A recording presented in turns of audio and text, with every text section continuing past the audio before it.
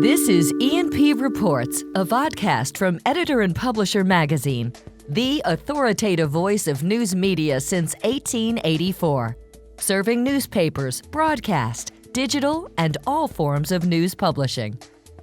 And greetings once again, Mike Linder, publisher, E&P Magazine. As always, we kick off with housekeeping. Those listening on a podcast platform, we urge you to follow this program. Those watching on the E&P YouTube channel, please do the mechanisms below the screen to subscribe. And if you do subscribe, you'll get an update each and every time we upload. This weekly vodcast series we dedicate to news publishing we call E&P Reports. Amy S. Mitchell, welcome to the program.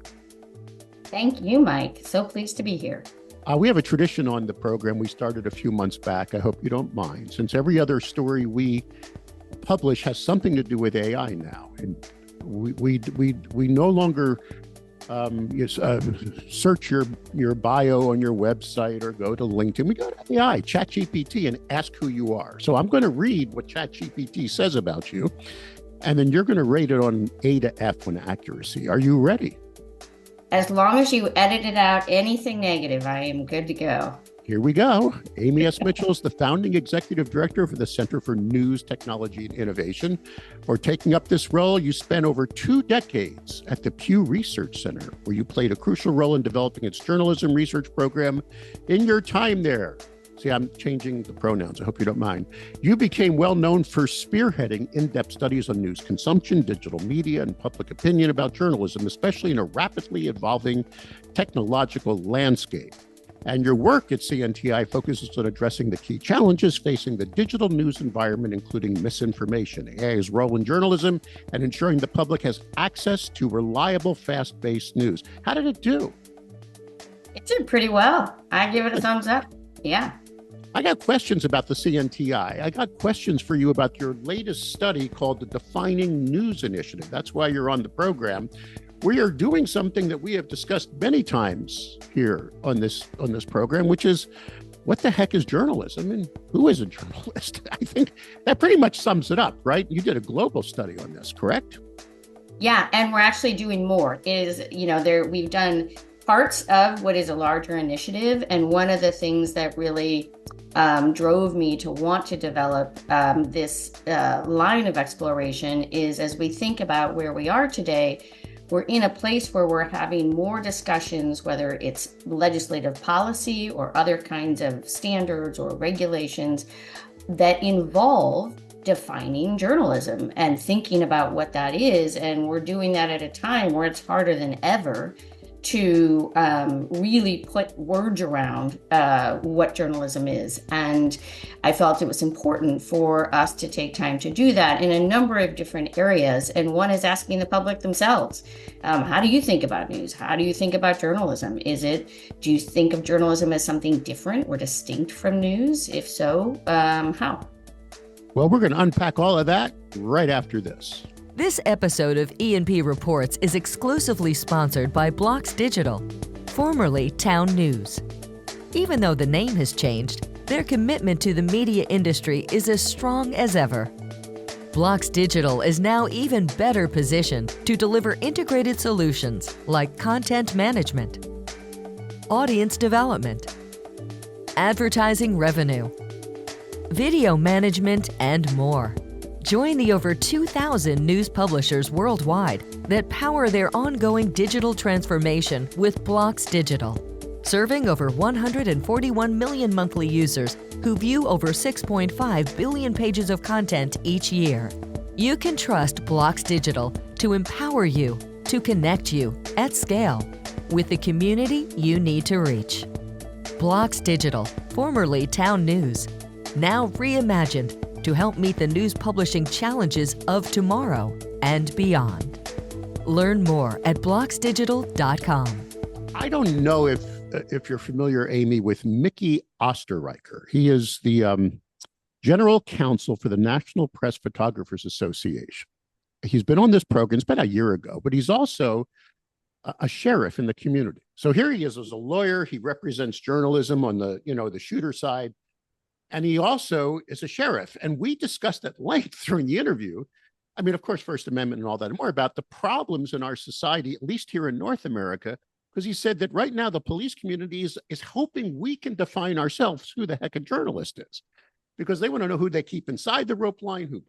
You see where I'm going with this? We have the days of when the guys came with the hats with the little press cards, and people, when I managed a TV station in the 90s, my shooter went out with that big camera on his shoulder, and the reporter with the mic. Those days are gone now. People are reporting on their phones. Is that one of the reasons you did this study? Why the heck did you decide to first define what journalism is on a global level? Absolutely. And, that's just one area. There are so many areas where it's important to be able to make distinctions, or distinctions are being made when it's harder than ever to figure out what the heck they are. Who gets behind or in front of a borderline in a press area is one of those. I remember back in the days when bloggers were just starting, and there was the whole, if you remember back on Capitol Hill, are they going to be allowed in the press galleries? Are they real journalists? And that was, years and years ago now. And it's only extended to every citizen who's got a phone who maybe is sharing some news or information. So, it's the way it's defined. If we're in having policy discussions that are getting into who's going to be funded, if there are different media revenue sort of streams and models, well, who gets in that bucket and who doesn't? It becomes a really important conversation to have. At the same time, and this is interesting, and in talking with some folks, especially in other parts of the world, like Guy Berger, where actually defining it in some sort of legal sense can actually also be really problematic, because that can be used against journalists for imprisonment, other kinds of harassment. So it's a really tricky area, but an important one to explore in today's world. Before we unpack the findings, let me, I don't want to be offensive by this question, but we do many things at E&P. One of the things that we actually editorialize about is there are just so many different organizations now in our industry. I mean, it's amazing. And legislation just went down in California where some say there were two separate, the advocacy organizations representing us that caused some of the debacle that went down with big tech com. But who the heck is the Center for News, Technology, and Innovation, CNTI, to get into this game of defining journalism when the Society of Professional Journalists, SPJ, has some form of diatribe or document that says this is journalism? What is your role at CNTI in the news media ecosystem, if I may ask? Yeah, that's a great question. And so the mission is really around two key areas.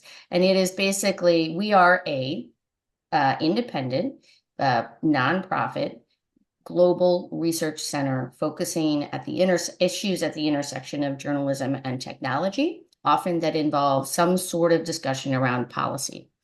The real crux of what CNTI's mission is seeking to do is to use research and evidence to then have fact-based, grounded, cross-sector discussions. It's another big part of CNTI's mission, is to actually bring people together in the same room, from technology, from journalism, from research, from civil society and policy, to then have better informed discussions about how we create paths forward that safeguard an independent, diverse news media and the public's access to a plurality of news. Your research now, I read the study. It shows, and correct me if I'm wrong, what I saw was people have a broad consensus on what counts as news and journalism, at least, and this is globally, which I found fascinating, because especially in the era now, we're in a very polarized society as we record this, and at least in North America, and fake news versus real news. So there is a consensus on what news and journalism is, and I want you to give us the elevator pitch on that, but they diverge on who qualifies as that journalist. Do I have that right? Yep. Exactly. So go ahead. What is a journalism and what is a journalist? If I may. Yeah, so it's really interesting. The way we started, these were focus groups, and we are also doing sort of broader quantitative surveys that are just coming out of the field. So it's exciting in these 4 countries, US, Australia, South Africa, and Brazil. And we did numerous focus groups, and they were fascinating. And we started by just asking, how do you get informed about the things you care about? So not using labels of news or journalism, and really ask the moderators to not, use that kind of language until we got further into the discussion. And so what we found was when people talk about what news is, it's recent, it's factual, it's relevant things to my life, it's the things that's happening, it's new, right? It's news, important things that are happening, whether it's my community or a broader area. There's a real strong and pretty consistent sense of journalism as something different from that, and a real sense of it being different because it is mission driven. It is more holistic in its approach to informing people. It uses research, it applies different tools, that there's a real mission behind that, with really seeking to get a fulsome sense of what's happening to the public. But when you then ask, who can produce that? Who can deliver that? Who delivers journalism? That's where it just really opens up, and it's like, oh, well, I think anybody who has that mission. And then, had the moderators delve further into what is what are the kinds of things that you would look for that would identify. And it was certainly, there was not a sense that somebody producing journalism needed to be attached to an organization, but they needed to have that sort of mission and drive, and that in the end, that could be anybody, depending on the way they did their work. And it's a really interesting thing to be thoughtful, over as we consider how do we think about these things moving forward. And that then the term journalist itself was also interesting, because that was where there was a little bit more of like, well, the journalists get those names because they're a part of an organization, or no, they really don't have to. That could be. So there was more divergence in, well, how do you fit in that term? And not all journalists are true producers of journalism, but there could be producers of journalism that aren't journalists. It was a fascinating discussion. One of the things I found fascinating is a shift in how people define journalists. Many saying they don't need formal training, correct? I saw that in your study, and I think of the academia. We have so much of that we report on. And there's almost like, are you part of the cultural society? Way back to the days of the fraternal organizations, hundreds of years ago. I mean, it's almost like, are you a member of this club? People don't feel like you have to be part of that. That club. I was going to say elite. I don't even want to use that word. Is that what you're seeing? That people will accept any human being with this mission in their mind as a professional journalist? Yeah. And a part of that is the, people who are in clubs or in whatever, and we all know, and you certainly even more than I, having lived it for so many years, the tremendous amount of work and effort that those that are really in the profession are doing in terms of getting news, and in some really tricky areas. But there is also a sense among much of the public that there is a kind of bias that comes with that. There's a sense that we are outside, we're above, we're going to tell you what you need to know or how you should be thinking about this particular issue. And in the world today, people connect, it's a lot easier to have that connection with somebody, at least digitally, a virtual kind of connection. And so there's not a sense that there's a need for that. And that if anything, it can be more refreshing to have somebody who has stepped outside of that, kind of known club or box. You could imagine the feedback we got when we did our cover story on citizen journalism, where some are very much in favor of that. Many news organizations now have opened up and allowed their readers to actually contribute, where others think there should be some, test or license. I'm painting this with a broad brush. Did you notice any massive change between the research you did within America, United States, especially now? And I'm date stamping this program as I ask this question, because some will be listening to this 2 years later. But this is now October 2024 while I'm interviewing Amy. And we are just 19 or 18 days away from a very polarized election cycle. Did you notice a difference during this research cycle between North America and some other countries that are not going through this world of political, news being thrown at them so much? Yeah, there's definitely difference. And I would say it's less around some of these broad constructs of what is journalism and news. But as you get into more, how do I go about being informed myself and what do I consider journalism, the US has a much more politically polarized dynamic at hand. We also have a more developed digital news ecosystem. And so there's a lot more choice. There's a lot more providers. The local news in our, even as we talk about the areas where there's, deserts and death of some local news, it is a phenomenon that's pretty special to the US in terms of the role that local news plays, partly because we're just so big geographically. But the political polarization element and the way that does play into people's thoughts about news and journalism and distrust, I would say, not just where do I go, but what do I reject, is quite different. And one of the other things that was interesting, and I recall this in one of the conversations in a South African focus group, was there was a real struggle as people were thinking about, well, if I really want to know, there is a value that the local TV, not the local, but the TV there plays, and they have a set of standards and they have ethics and they have a standards, and they're accountable to something because of the way these structures are. But they're also a part of the system, and I know that they're doing it for reasons, so I don't know that I trust it. So there's there's kind of a tension that comes through in that. But definitely the political element in the U.S. is just the divides among the members of the public themselves is quite distinct.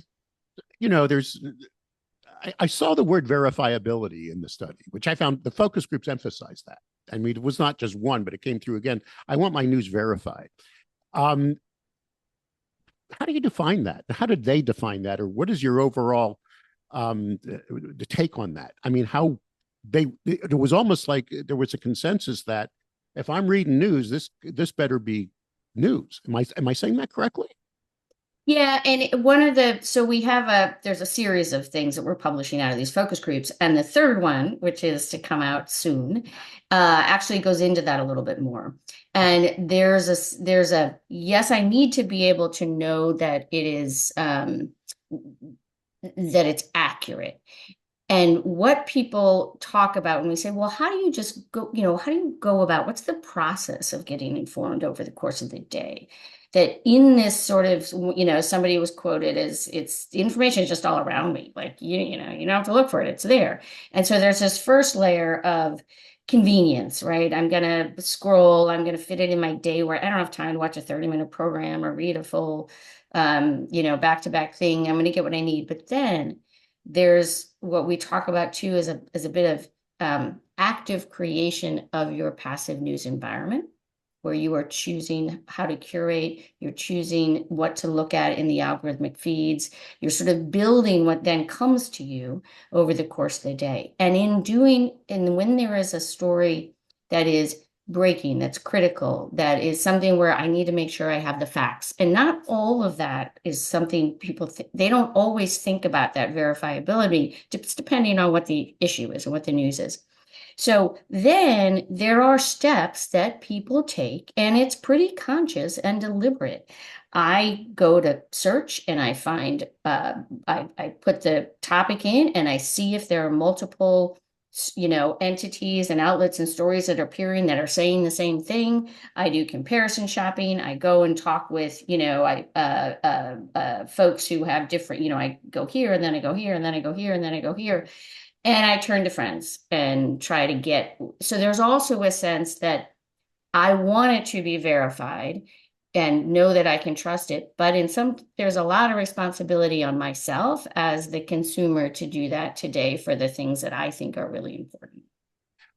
We're running out of time. And I'm going to say this to my audience, with your permission. I downloaded the whole study, and it's fascinating. And I'm going to have a link to it on the landing page for this program at editorandpublisher.com/vodcast. But you alluded to future research coming out. You got the floor. You got thousands of news publishers. What is the mission? Where's this going? And how are you going to impact the industry? You got a few minutes. Take it away. Okay. Thank you. I will. So first of all, we followed up the focus groups with full representative quantitative surveys in those 4 countries. That data is just coming out of the field. Super excited. You know, when you're a researcher, you have data. It's very exciting. So we will be doing, and it covers these same sort of areas. And so we'll be doing further reports on how that data looks. And then we also launched an international survey of journalists that just went in the field. Hopefully, all of the folks that are journalists there are going to be taking it. We're working with a number of partners who are sharing the link. I'd be pleased to have you do so as well. And it covers a number of areas, including online harms and cyber safety and those kinds of experiences, but also how do journalism providers think about their role in society today and uses of AI and the things that are important in relationships with the public. So we're really thrilled to be able to bring that data in, which hopefully we'll have in our hands before the end of the year, and then be able to work on those reports. We're looking at sort of this question of definition in a lot of different ways of research. So surveys of the public, surveys of the journalists. We've done a couple of legislative analyses. We looked at 32 pieces of fake news legislation around the world. We looked at 23 pieces of media remuneration policy, media revenue policy. And within those analyses, look at how is journalism defined, who are considered producers, who are getting to get the money. And the overarching angle on this and frame of it is, how do we create together really what is a truly sustainable future for journalism and a viable, vibrant digital news ecosystem? It's the Center for News Technology and Innovation, CNTI. Its founding executive director is Amy S. Mitchell, who has granted us this valuable time. And I have a feeling we'll be chasing you for more information as you keep releasing this fascinating study. I urge everyone to grab it and read it, because it's just so relevant in today's ever-evolving news ecosystem. Amy, thanks so much for joining us today. Thank you, Mike. It's been a pleasure.